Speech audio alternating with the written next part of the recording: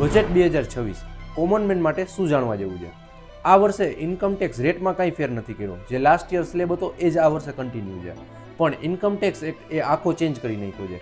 Yes, 1956નો income tax એ 2026માં આખો change થાય છે, જે ઘણો સિમ્પલ અને ક્લેરિટી સાથે આવશે. આના સિવાય રિટર્ન ભરવાની ડેટમાં પણ ચેન્જ થયો છે.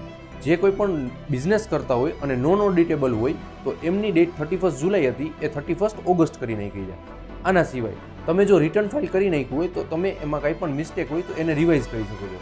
જેની ડેટ 31 ડિસેમ્બર હતી એ 31 માર્ચ કરી નાખી છે, એટલે 3 મહિના એમાં પણ વધારી દીધા છે. જો તમે ફોરેનમાં કંઈ ટ્રાવેલિંગ કરવાના હોય તો એમાં અત્યાર સુધી 5% TCS કલેક્ટ કરતા હતા, એ હવે 2% જ કરશે, એટલે કેશ ફ્લો તમારી પાસે વધારે રહેશે.